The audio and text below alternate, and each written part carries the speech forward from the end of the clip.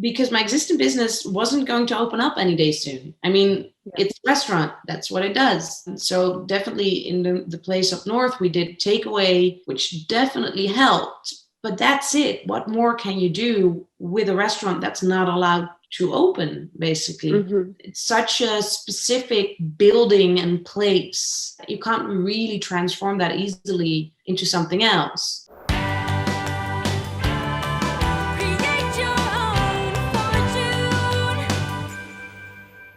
And we're live today with Elise Moeskops.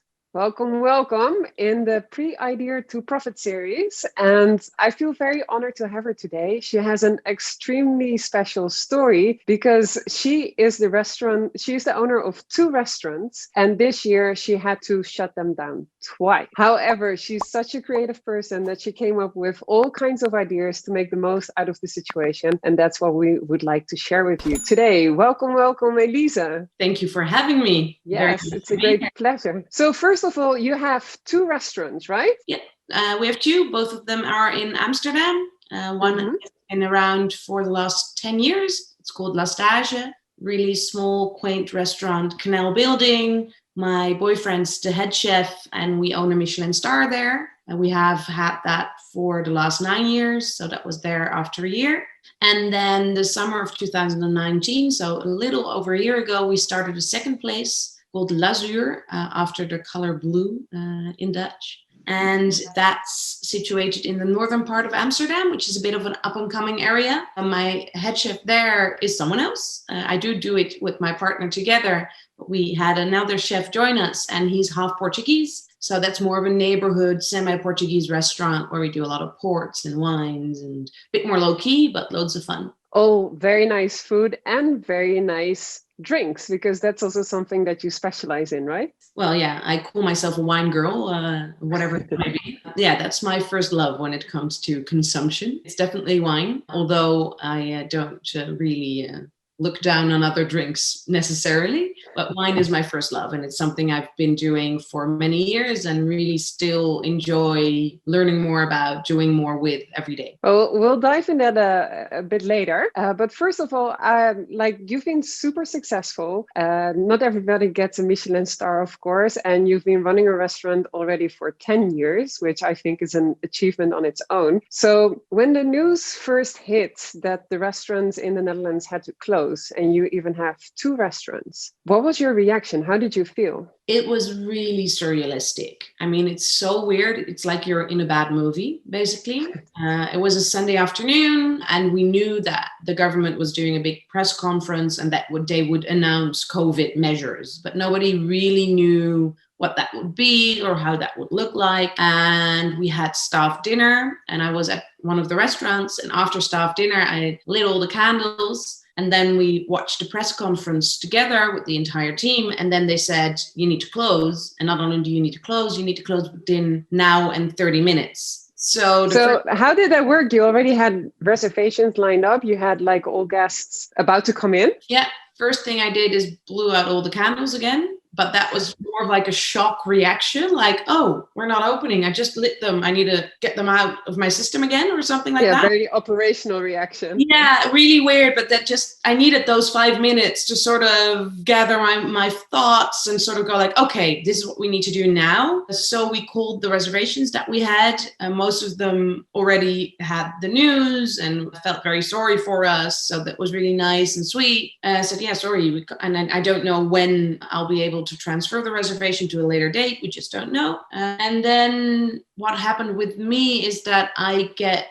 into overdrive, basically. When something happens, I know that a lot of my restaurateur colleagues had a good bottle of wine that evening, which was well deserved. I got in touch with my laptop and left it at 3:00 at night. And I assume you didn't jump to your laptop right away, like you spoke to your guests. But how did you talk to your team? Because you're having your nice staff dinner. So for the people that have never worked in restaurants before, that's the dinner before you get ready for the big shift, right? Like receiving the guests. Yeah. So we eat together to be able to feed people after. And we eat as well. And we normally, especially on Sundays, which this was, we always make quite a big thing out of it. Rogier, my partner, cooks a lavish dinner on Sunday because he doesn't get new stuff in for guests on Sunday because deliveries don't happen. So it takes a lot of time, and we spend an hour together just reviewing the evening. What can we expect? Stuff like that. And the atmosphere during dinner was already a bit like, yeah, we don't know what the press conference is going to be, what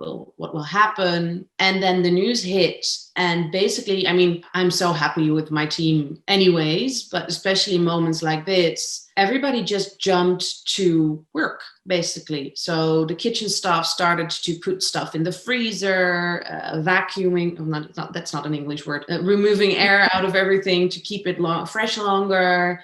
We thought of what we could preserve, pickle, ferment, stuff like that. So kitchen went into that mode. Service immediately went to cleaning everything in a way that we could leave the place for a while. So put everything together, look at what we have, what we could do. So they started doing that while I jumped after my laptop and sort of contacted everybody that I could think of. Yeah. And did they ask you any questions? Like, were there already concerns about salaries or about what they were going to do like the day after? Or was everybody, like you described yourself, you go into full operational mode? Was everybody like that as well? That evening they were, yeah, definitely. I mean, I think the concerns definitely came, and I had a lot of phone calls and meetings later with people that were very emotional about their prospects, their future, insecurities about what will happen. It's such a fluid period in someone's life, and especially I've noticed that especially the younger generation in my crew felt that sort of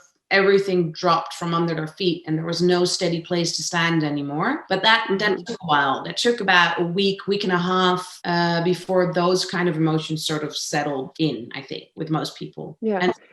You say it was mainly the younger generation within your staff. Do you have any explanation why they felt more affected than other people? Well, I have a couple. I think, first of all, being young, for most of them, it was their first big setback. I mean, it's been economically, everything's been golden the last couple of years. So people that are now 24, 25, their entire childhood and especially their adult life has been peachy. So I think this is their first big setback that they need to cope with. And that's also something that you need to learn, coping with setbacks. It's just something you need to discover and grow and become an adult and find your place to do that. So I think that's one. And the second part is that I think is that these measures that the government has taken is more affecting them. I mean, I remember when I was 22, I think the only thing that I was concerned about is who I was going to kiss this weekend. That was my big thing, right? And they can't do that anymore. They're complete social structure. Everything is gone. I mean, I have my man sitting at home in our comfortable house with loads of stuff in it to entertain us. And we're together and we have a solid base. For them, they're alone in a room in Amsterdam with no one around, with no space, with no balcony, with no garden.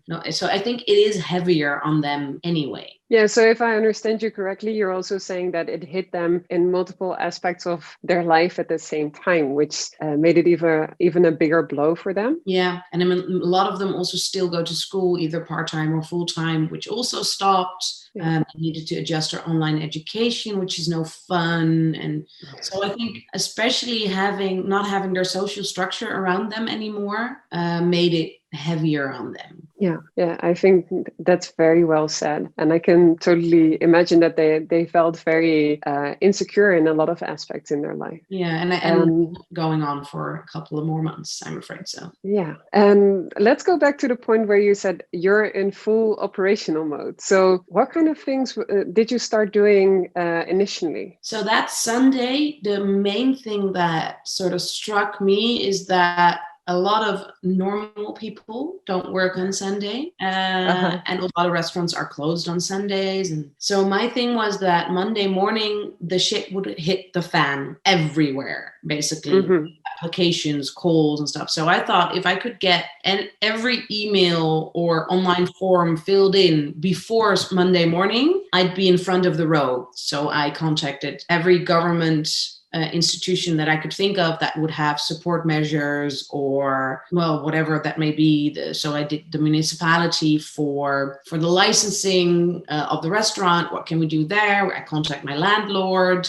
Sorry, but we're not going to make any money. What are you going to do? I contacted all my suppliers saying, hey, I think I paid all my invoices. If not, please let me know now, because this is going to be a puzzle what to do with cash flow for the couple of next weeks. I contacted Deliveroo, Uber Eats, Takeaway, all those kind of delivery platforms, which I didn't use during the first lockdown. But I thought I need to be in front of the line I'll figure out if I'm going to use it later on. But I need to be in front of that pile of applications that they're going to get tomorrow morning, so that I can decide and I'm not a victim of the fact that they're too busy. I did the same thing with my reservation platform. I sent them an email. Hey guys, do you have a takeaway solution somewhere in your software system? I contacted, I already gave some wine courses at an institute. Basically, I did a lot of lessons there. So I contacted all of my old students saying, hey, I'm going to do online wine lessons, put that online. So you decided that the same Sunday, you're like, okay, I'm going to do online wine classes? Yeah.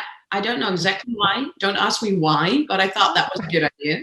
I thought online wine classes, it's always been something that people say it can't be done, which always triggers me a bit, because you need tasting samples. And the big thing is you can't divide a bottle of wine on 14 glasses and distribute it throughout a city or a country without losing a lot of quality of the wine. But I thought, this is going to be a lockdown. People are bored. They're going to take their bike, visit my restaurant and pick up the samples themselves, which they did. So that's something I thought, well, this is my chance to see if it can be done or it can't be done. But it can be done. It can be done. But in these circumstances, it can be done. So I put that online as well. Yeah, I think that was basically what I did that evening. And then I had that bottle of wine as well. And then you went to bed. And then the next morning, I imagine you had a lot of emails coming in, right? Because you had been in operation mode. Yeah. Like you said, only normal people work on Mondays. What effect did like being the first to reach out to different institutions, to the different suppliers, to even new partners that you had never worked with before had? Like, did they get right back to you?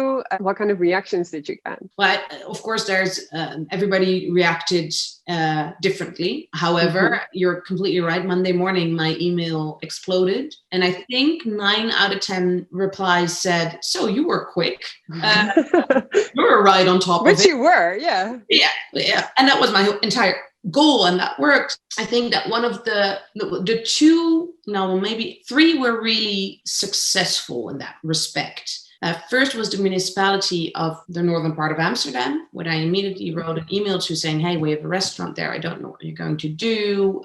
Please just reach out to me, keep me in the loop, let me know. And these are normal, very formal institutions. You can't get in front of a line just by saying that you want to be. But during opening up again, I had that contact. And then I read in the newspaper that they were thinking of opening up extra terraces, so getting more space outside for restaurants. So I emailed that contact right back and I said, hey, I don't know what that's going to look like in the north. And she said, you're quick again. I'll get you in the group now. And so we got a huge outdoor space through that contact, but also because of her belief that person, that I could make it happen, basically. And I would do it in the way they wanted me to do it. And so that was really nice of that. I think the wine lessons got me a lot of publicity, being the first there. I also sent out a message to everybody I sort of knew in journalism and media that Sunday night as well, saying that I was going to do wine lessons online. And I got a lot of publicity. I think I've been in 3 major newspapers multiple times. And so, yeah, that really picked up. And all the delivery platforms. Did publicity help you acquiring new customers? Yeah, definitely. Especially for those wine lessons. I mean, I had people contacting me from the entire country saying, hey, I've read about this, or what can you do? And I did a couple of private online wine sessions due to national publicity. Businesses contacting me they wanted to do something for teams, right? Because teams were working out of their homes, feeling lonely, no more fun outings, no more dinners together, nothing to sort of motivate. No more Friday drinks. Yeah.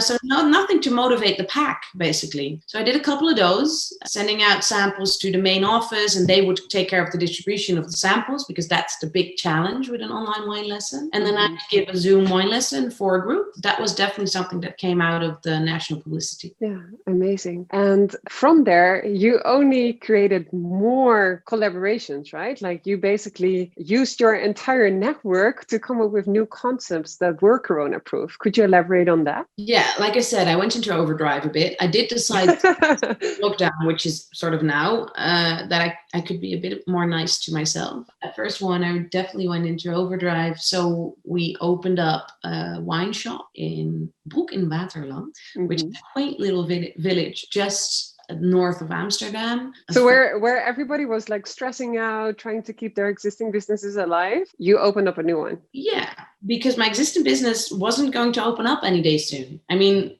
it's a restaurant. That's what it does. So definitely in the place up north, we did takeaway, which definitely helped. But that's it. What more can you do with a restaurant that's not allowed to open, basically? It's such a specific building and place. You can't really transform that easily into something else. And just to get a better sense of this, what percentage of meals were you still able to serve through the takeaway system versus your normal amount of meals that you would be serving inside the restaurant itself? I think we did an average of about 100 meals a week in one restaurant. The other one was not suitable for takeaway, also because of the lack of space. So even someone that would come to take away couldn't keep a good social distance to prevent the virus from spreading. So we did about 90 in one restaurant, while normally, let me do some 100. Sorry for putting you on the spot here. We do about 400 to 500 guests a week. And now we went back to 90 to 100 meals, basically. Again, definitely helped. And it were only meals. So there's hardly any consumption of drinks or extras. So also the expenditure of that single cover basically was about a third of what we normally would do in the restaurant, half to a third, depending on which of the two restaurants you use as a baseline. So we did a revenue of about 15% of what we normally do, 20 a month. Yeah. Yes. And you also mentioned that you're running both restaurants with your partner as well, right? So it's both of you that are financially impacted. Yeah, we basically went from a healthy income to zero, because with the revenue that we did manage to get, it was not enough to pay for rents, staff, everything else. I mean, you can't shut down the lights and the water system just because the government closed you down, basically. You do need that still. So a lot of the costs still kept running. We did our best to diminish those, but there was definitely not enough to provide us with an entrepreneurial income anymore. And what kind of impact did that have on your relationship? Because I can imagine that it's super stressful. It is, in a way. However, I think we're lucky. First of all, we are used to working together. I think that helps. Yes. So we've been through. And if you manage to get a 1 Michelin star restaurant together, like you are able to work very well together, right? Otherwise, you would never have achieved that in the first place. Yeah, and also we did. I mean, it was a struggle in the first couple of years. I have to be honest about that. I mean, we needed to learn when to give each other personal space and when to give each other professional space, and that those two things are different. Those are different kinds of spaces that you both need. So we managed to get that into a balance, and I think that really helped during this huge crisis. Now I think it also helps that we manage to lift each other up. When one is feeling down, the other one's always happy, and the other way around. And we sometimes can just really be really cranky together, which is also very comforting in a weird kind of way. So I think it's been stressful, but I don't think our relationship has suffered. Actually, in a way, it has been sort of good together, which is weird, but I felt really supported by him. And I think that was also true the other way around, and that makes your relationship stronger. And then everything around you can sort of crumble down, but you still have each other, and then we've said to each other many times, whatever happens, we can make something. As long as we stick together, we can make something happen, and it will turn out fine. It will turn out fine. Yeah. And do you feel that belief? Sorry, I'm hearing myself a little bit again. But do you feel that that belief, like we can make something out of the situation, has helped you to create like all the other initiatives that you actually managed to put out there? Because you've done so many things, and I would love to elaborate more on all the amazing things that you've done and how you also mobilized your entire network and your suppliers, stakeholders, and everybody around you to come up with new creative initiatives. I think that everybody around us was also looking for positivity. Mm-hmm. Because everything was so dark and so gloomy that it helped that. And it was like a magnetic thing, being able, it's so comforting if something works. You have an idea, put in the work, and it works. It's there. And some of the initiatives have been more successful than others. Some of them have been sort of get more like spending time for people that you need to pay anyway. But they were off the streets and they felt that they had a sense of purpose, basically. Mm-hmm. And some have been really successful and helped us survive as a company. But I think the fact that we were fast, so we had one or two small, tiny successes that sort of worked as a magnet for other people to also contact us. And again, to have the belief that we could do something with them, with others, with each other. I think the team, the staff also got a lot of energy out of that. I mean, they also sanded and painted the entire restaurant inside and out. And they did a far better job than the last professional painting company that I paid for. I can tell you that. Yeah, and I think that all comes down to people really caring about what they do and who they do it for, right? Yeah, I mean, again, I think, of course, there's always exceptions. And there have been, when we started, we had about 35 people working for us. A lot of those were really young people that worked half a night a week. I don't really count them, basically, because they were not affected financially or stuff like that. And there were one or two that just didn't have the flexibility of mind to cope with something that was so out of their comfort zone and the insecurities of them. And that was really unfortunate. And that doesn't help. But we also decided to cut those people, just leave them at home, just stay away, because you're being a buzzkill. Like everybody else is working and having fun and putting in the work. Muted. Yeah, sorry, I was getting a phone call. It's a live show. These things happen, right? Okay. It's okay. Yeah. Clear. Sorry. No, so that's also good leadership and very strong leadership, right? That you say, okay, we need to stay in our happy vibe. We need to get everything out of the situation, and either you're in or you're out, but that's it. I don't know. I mean, it's no fun because also if I look back on those people, basically, they wouldn't have been a problem in regular circumstances. So it wasn't their fault as well, basically. And that makes it not very comfortable. I strongly believe that, those people would still be with us now if circumstances have been different. And that's unfair. I think that's the word. Unfair to them, to me as well, because it's no fun saying to people, you're not being a team player, please stay at home and get out of my sight, basically. I'm sure you didn't say it like that. Of course I didn't. But sometimes it does, even if you've put it as diplomatic as you can, and you went through all the steps and the talks and being a mother, a psychologist, and an employer, and all those things, it still sometimes feels for yourself that you've been very mean to someone that can't, and it's no fun. No, I can imagine. So you spoke about that you were able to get some successes out very early on, like the online wine tasting, the publicity. What other initiatives have you pulled off in the past couple of months? So the online wine lessons went very well. So I got contacted by Goraven, which is a company that does a wine preservation system. So I did Instagram live movies for them. So people notice you, they reached out to you and you're like, hey, why don't we try this? And you're like, oh, sure, yeah, I've never done it, but let's try. Yeah, basically. It sounded like fun. And also, I mean, beggars can't be choosers. Of course, you need to think long-term as well. But this is a really high-end quality brand that I would associate myself with without thinking about it. So good cooperation, also for the long term. And then the fact that I was dragged out of my comfort zone and put on an Instagram feed, well, that's just something that comes with the territory at the moment, I'm afraid. Yeah. You do stuff that you're not really used to. So the shop in Boekematelen was quite successful. Small little wine shop. After first 2 months, there was some glimmer of hope that something would be possible in hospitality again.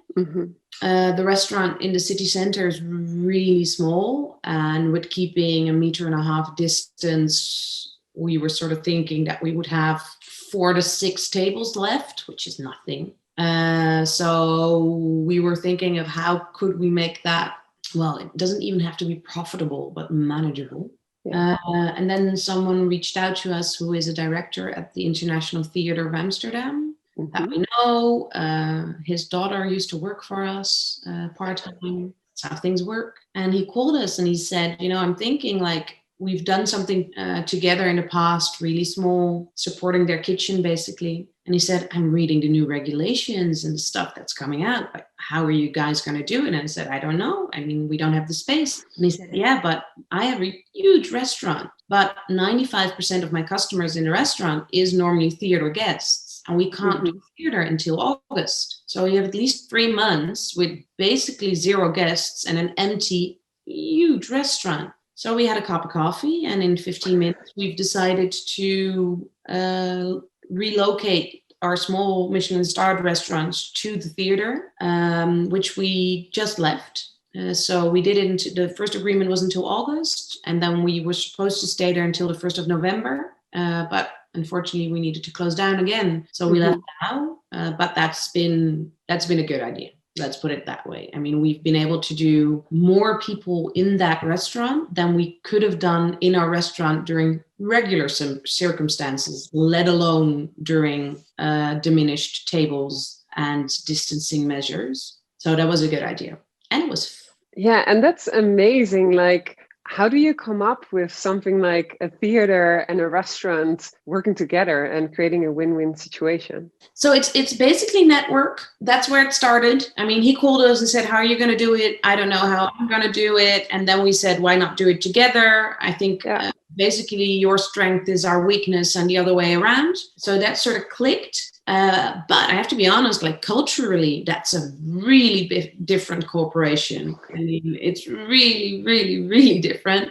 So that took a bit of work and love and patience to make that happen. Also think of how you could use their kitchen, their team in service and kitchen as well, in a way that it wouldn't diminish our quality, that it would meet our standards, that our guests would know where we were.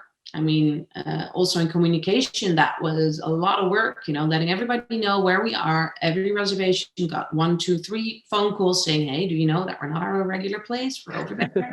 And still then at least 2 tables stood on the porch of our closed down restaurant, because I don't know how. We sent them an email. They didn't pick up the phone and they were at the wrong restaurant. Yeah. And did you end up merging the 2 teams, the theater team and your own team? Hardly. What we did, regulations got a little bit more loose, so we could do a bit more. So my partner and head chef made a new menu for their restaurant, basically, which is a lot simpler than the food that we would normally do. But they were really happy having a little bit of guidance there. So we sort of upped their kitchen a bit with new recipes and new ideas. In service, we sort of picked out a couple of people that we gave the full-on drill to be part of our service team.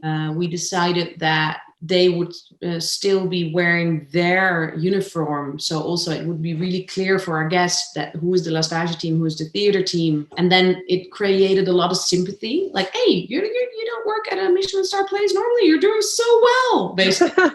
Like guests would react like that because they could see that the experience level was different. They had on a different uniform. So we thought about that. And we built a little team there of regulars of them that could help us out. Same we did in the kitchen. One or two of them could help out our kitchen team because we were doing a larger volume of guests. So we needed more people. And one of the reasons that the theater really wanted us to come and then later on stay longer, because we managed to keep their people at work as well, because nobody wants to lose their staff, but you need to have something to do for them, and preferably something to do that makes at least a little bit of money. And so we managed to, a couple of people of their team employed as well. And what I found very rewarding is that you notice after staying a while there that, restaurant business is definitely struggling, but they can do something like takeaway or whatever. A theater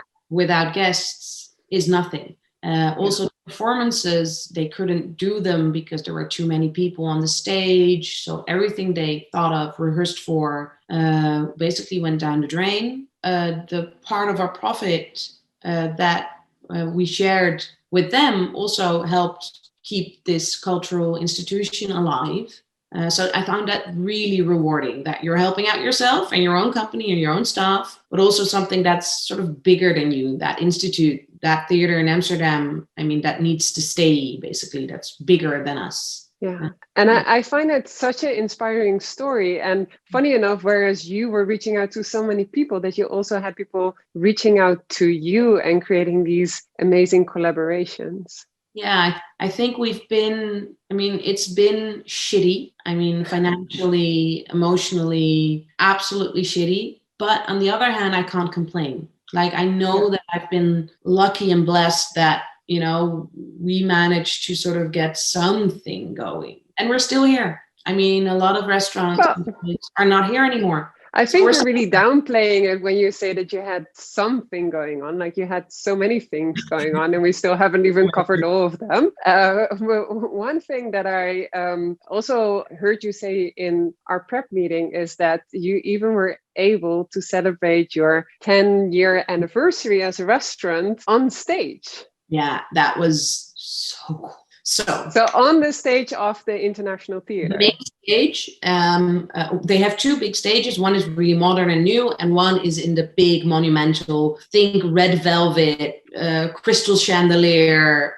beautiful old theater. And the 1st of July, our restaurant celebrated its 10-year anniversary. So when we started talking about a collaboration, I said, the only thing is we have that 10-year anniversary and we promised some guests that we would do something special. What can we do? And we started talking. And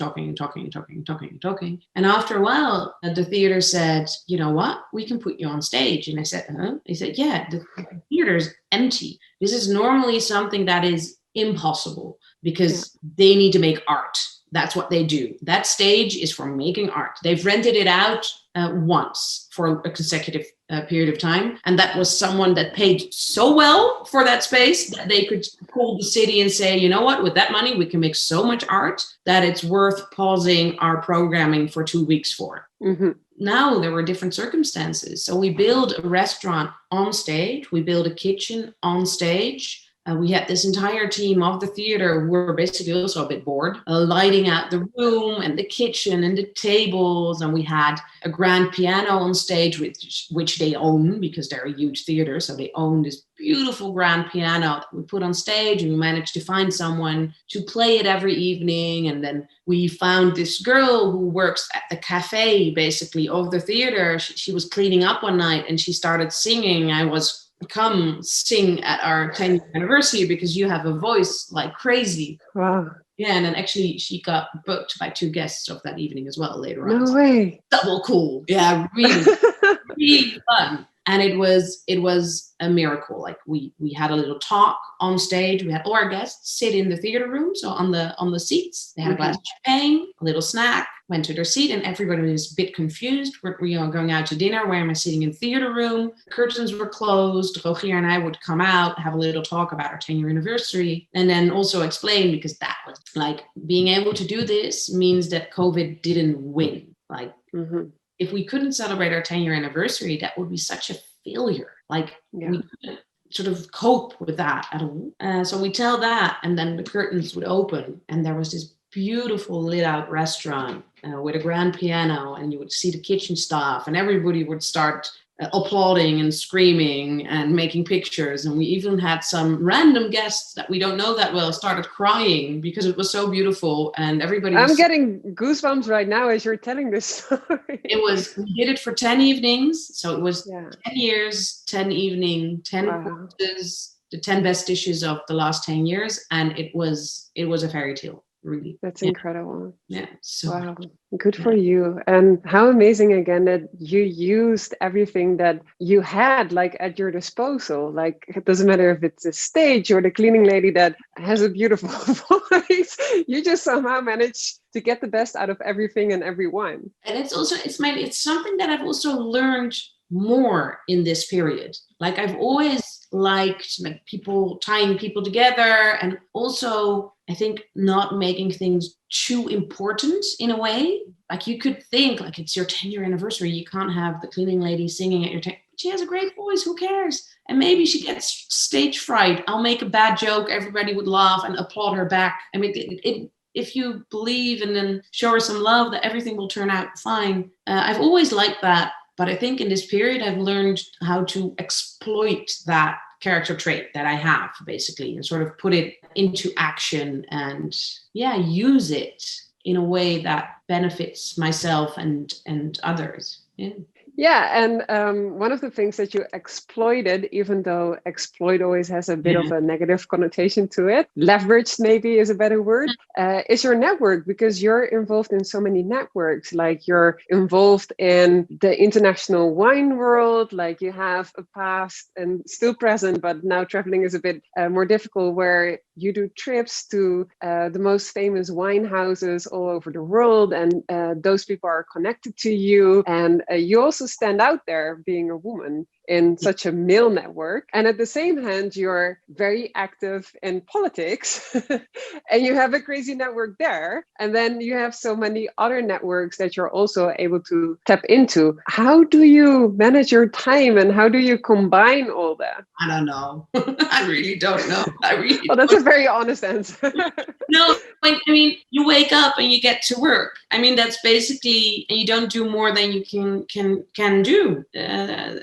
End of the day comes and you stop working, and that's basically it. And I don't know. I mean, I've always done multiple things, and I think having done multiple things side to side, basically from the moment that I started working, even studying, right? Because your path from like your studies to what you're doing now is also quite exceptional. Yeah, it's a bit weird. Could you elaborate on where did you start and how it's related or unrelated to where you're standing today? When I was like 15 years old or 16 years old, I considered myself quite a normal girl. Everything went well in school. I had friends. Everything went well. But I really liked a good political debate, a red wine and blue cheese, which is weird.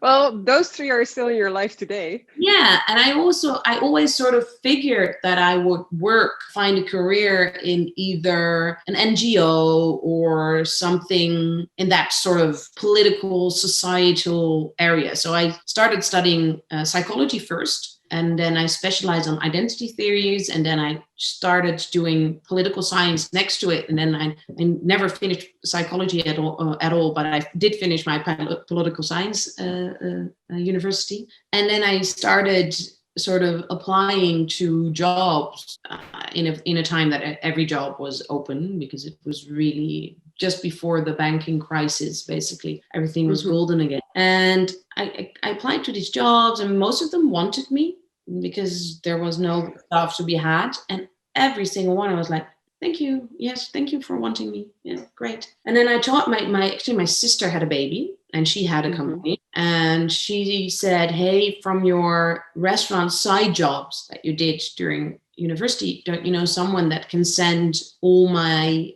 relationships a bottle of sparkling wine to celebrate the fact that I had a baby and say sort of sorry that I wasn't around that much the last couple of months. So I called one of the suppliers of the restaurant that I worked for, and he said, "What are you doing? I haven't seen you around." I said, "Well, just finished my university, sort of applying to jobs, not really sure." He said, "Shouldn't we have a glass of wine together?" And I said, "Yeah, but you work alone, don't you?" I said, "Yeah, but that needs to change one day." So we had a glass of wine, and he said, "You want to join me in our import and sales company for wine?" And I said, "Yes, I think I do." It was like a traffic sign going to green somewhere, like all these jobs at City Hall and whatever, being 22, everything was like orange, don't know. And then talking to him, I thought, yeah. Yeah, I mean, for somebody who appreciates wine, this is like a dream job, right? Exactly. And especially being the first, he was already quite an established name, but he was still really small. Only Italian wines back then. We added Spain and France in my period there, but so much opportunities. And I mean, I traveled to Italy 10, 20 times a year, learned Italian, which was a big bonus, learned to deal with Italian men, which is difficult. Especially when what I did in those 5-6 years that I worked there, because we grew quite quickly, staff came in. In the beginning, we did everything together, just the two of us, everything. And then sort of I specialized in the buying of wine for a while. So I became their buyer, and talking to South Italian men about prices is difficult, especially 15 years ago. It was more difficult than it is now. I hope it became a little bit better. Most of them didn't really want to talk to me, but to my boss, because he was a guy. I learned a lot. Yeah, I can imagine. And how do you feel that contributed to becoming the owner of a Michelin star restaurant? Because that's such a dream as well for so many people, right? And such a hard thing to achieve. How did you manage to get there? I don't know if I really managed to get there. And when I say that, I mean that it's a couple of things. Yes, my experiences in wine really helped, because making a good wine list, knowing wine people, knowing something about wine really helps in the experience of a fine dining restaurant. So that really... I love how you say something about wine, because you're like a walking encyclopedia, right? About wines. Like you can almost literally travel to the destinations and the wine hills when you speak and through the words that you're using. Oh, you're such a nice student, and you listen to lesson.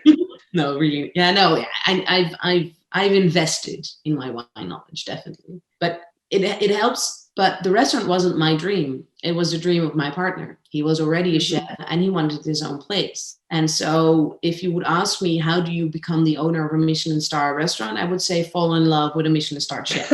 I mean, well, that's a good strategy. Really good starting point. And make him falling in love with you as well. That really helps. Although I have to be honest, when we met, he wasn't a Michelin star chef yet, but still. Yeah. I mean, in the end, Michelin is about kitchen. It's all about kitchen. And what I always think is that if I wouldn't have met him, I would never have opened up a restaurant. I just wouldn't have. But if I would have fallen in love with, I don't know, a classical pianist player or something like that, I would support him. And that's what I love doing, is seeing someone who has a talent and sort of push up, become better, I'm finding unique combinations. Yeah, because I think that helped us become, having a Michelin star is not the same thing as having a successful restaurant. And you have to be, I mean, it's a little bit of a stereotype, but it's also a little bit true that most chefs that work at that level, not only the head chef, but also the sous chef and the people that work in our kitchen,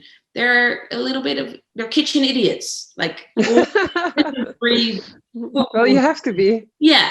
But it's very difficult for them to sort of think you can't always work with sweetbread, lobster, liver, and truffles, because we need to make some money as well. Sometimes they find that stumping their creative process, which is my job. That's what I do. Yeah. No, and then it helps if you get them something. You need to challenge those creative people. So you need to find projects for them to do and keep them interested. We've had such a big shortage of chefs in the market for the last couple of years that it was really difficult to get staff. And we've managed to always stay staffed up. because people know that if you work with us, you get cool little projects and cool little side things with wine, with trips, with you cook in a theater and you cook there. And yeah, and not only that, like you even run a small agency on this site and you have some amazing projects coming up, projects that you've done in the past. First of all, how do you even do that, like on top of everything else? And second, could you highlight one of those special projects as well, so we get a better understanding of what it is that you do? I think we had La Stage for about 2 to 3 years and it was going really well and I enjoyed myself, but I also noticed that I wanted something that was my own, basically something that was mine, something also that was separate from the guy who was my head chef, my business partner and my lover, something that I could do for me. And sort of a logical step for me was to combine what I did at the import agency, which was a lot of marketing and a lot of sales and knowing the marketplace, having a big network in restaurants, and helping brands to tap into what I know about that. So I contacted a friend of mine who was basically in the same boat in wine, but she's more on the consumer side. She had experience in retail and an auction house. So we joined forces and basically put online, if you have something fun, let us know. And they did. So we do brand activation, product launches, stuff like that. I have a couple of really cool clients. Like I'm the press office of the Wine and Spirit Education Trust, which is the largest course provider in wine in the world. So I am their Dutch stepping stone for all the people that give courses here, but only for the marketing and press side. All the other ones are separate companies that do the courses. Mm-hmm. I've launched a rum in the Netherlands, a Filipino rum called Papa. That was about 6 years ago. We were the first country that started importing it. So we were the first country outside of the Philippines and the UK, which one of the owners is also from the UK. So the first real importer. So we went from 0 bottles to now being in Gal en Gal, which is the biggest cash and carry we have in the Netherlands for alcohol. So as a premium brand, that's where you want to be. If you're there, you're sort of done. So we still do every year, we do their new products, their limited editions and stuff like that. We do bartender competitions for them. We do weird things. So what we also did for Don Papa, we developed the first competition that if from my experience as a sommelier, it's really common to have a contest about wine and food and pairing it together. What goes well with what? Mm-hmm. But that's not something that cocktail shakers do. So I put all these handsome, tattooed cocktail shaker guys and those really quirky, fun, independent women that do the same job together with those weird creative chefs to make food and cocktails together. And they could win a trip to the Philippines, which of course is a huge prize. And it was a huge success because it's joining two worlds that don't really know each other. The world of fine dining, the world of cooking. While a cocktail shaker is far more like a chef than a sommelier. I mean, they combine ingredients, they use cooking techniques, so they really learn from each other. Mm-hmm. Loads of fun. And then Papa is now doing that format in 23 countries in the world. Wow. Pretty cool, no? That's again incredible. That's really but it's not rocket science, let's be honest. No, it's not, but you do it. And I think that's one of the things that makes you so amazing. The other thing that I find so amazing about you is that it seems as if it doesn't matter what happens, you're able to keep your cool. Where did you pick that up? I don't know. I mean, I think it's part based personality. It's also upbringing. I have a mother and father that always made me think of other people first and about yourself second. That always said if something would happen at school, I'd come home and said that boy or girl wasn't nice to me. My mother would say that's probably because he or she is just jealous, or he or she's feeling insecure. Or instead of being angry at them, I was taught to look for something to sympathize with people. Yeah. And then my father played a large part in that. He was also an entrepreneur, and I saw him work ass off when I was young, but also doing things that he didn't like doing because he felt so responsible for his family, which I loved about him, but also ended up him having a severe heart attack by the time I was 18. Wow. Yeah, that was a rough period. He was in a coma for multiple months and he ended up severely handicapped, still is. So virtually no short-term memory and he needs a lot of help. It's really strong on my mother as well. And it puts things into perspective. Basically. I can imagine. And that also sounds like such a super impactful event, both for him, where he was always trying to do everything for his family and then having such a huge setback as for the entire family. Absolutely. And I think that the big lesson there was that 2 years before that, he finally quit the job he hated, but that made a lot of money. And he started his own company and started doing things that he really loved doing. And his blood pressure went down and he was starting to exercise again. And actually, he was really, really, really healthy at the moment that he had his heart attack, but it was an old calcaric vein leading to his heart. So it was residual damage of the period that he invested doing things he didn't like doing. Yeah. Like working hard is absolutely no issue as long as you do what you like doing.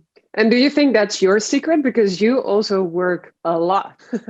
And you even briefly mentioned like, okay, well, maybe I did too much during the first corona measures. I'm taking it a little bit easier and being kinder to myself currently. But do you feel that that's what really makes a difference for you? Yeah, it does. I mean, I think this is, for me personally, professionally, my first really stressful period. Like it's been the first period that money became an issue. Like like it really, you needed to do stuff, and you sometimes do need to do things that are not that much fun because you need to keep your company alive. And I think last time I did overdo it a little bit. Like I managed, I noticed that when we opened up the restaurant in the theater there and then the place up north with the new measures and the outdoor terrace, and we needed to arrange that as well. We needed to have the shop and the furniture for the terrace and staff training for the theater and for the terrace and a different assortment of beers because you're going to drink something else outside and inside,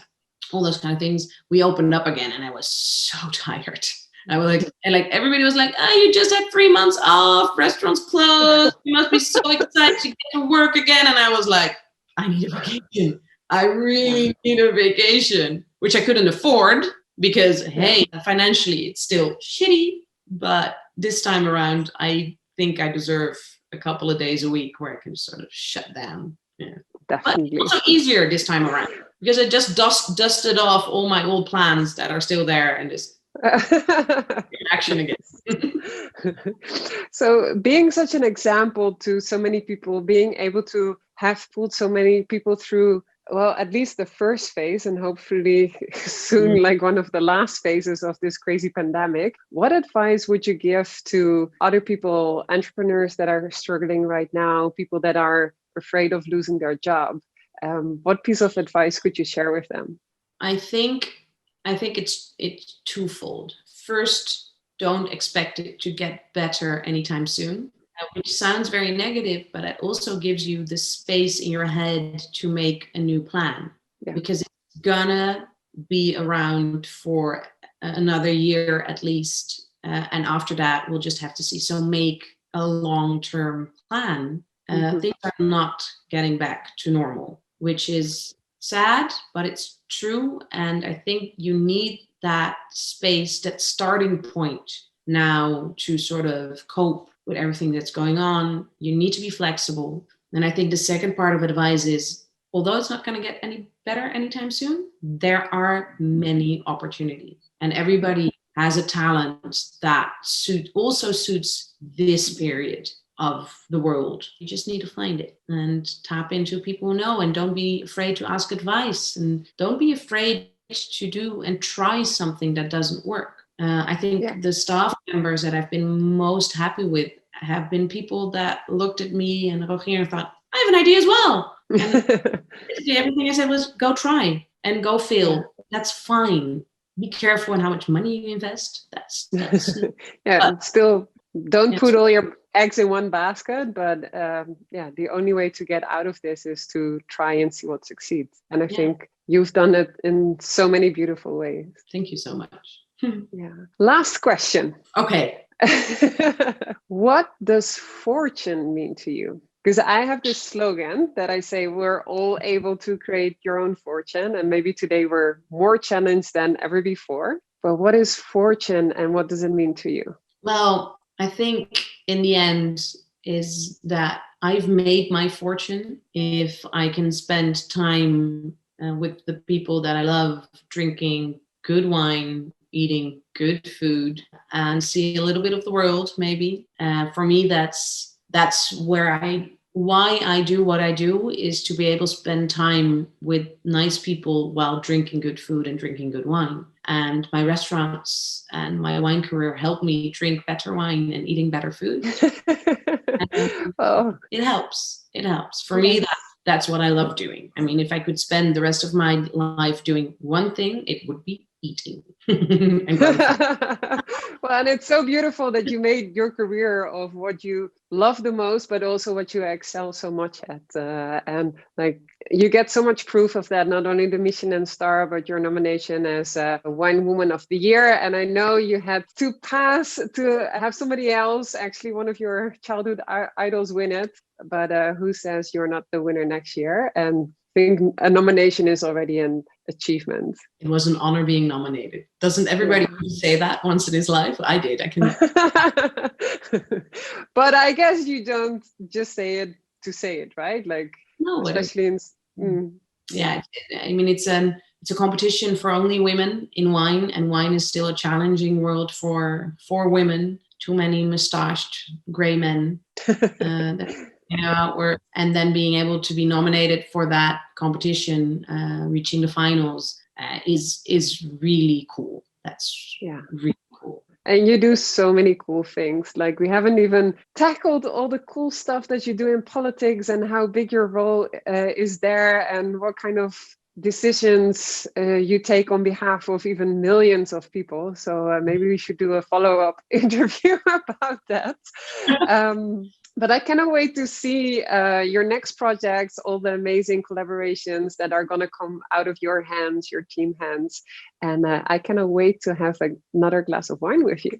Let's do that soon. Thank you for having me. And I'm blushing a little bit. This is good for my ego, this session. So thank you for well, it's very well deserved. And for everybody that has been inspired, that is interested in what you have to offer, where is the best, how can they best find you? What's the best spot? I think if you want to reach out to me personally, Instagram is my channel. So yes. Elise Moeskops is definitely where you can find me and where I reply the best. All the projects are so diversified that there are many emails and websites and stuff like that. But if you want to reach out to me, I think Instagram is where you should hook up. Perfect. We'll make sure that wherever you're seeing or listening to this, that we have your Instagram handle ready, especially for all the people that don't know how to write our beautiful Dutch names. Don't worry, we got you covered. And for now, Elise, thank you so much and keep on going. You're going so strong. Like I said, I cannot wait what else is going to come out of your sleeves this year and in the years to come. Thank you again. Talk to you soon. We'll have that glass of wine as soon as we can become within 1.5 meters distance again. And in the meantime, we'll just do it online. Yeah, we'll make it happen. All right. Thank you so much. And for everybody, enjoy the rest of your day. See you soon. See ya.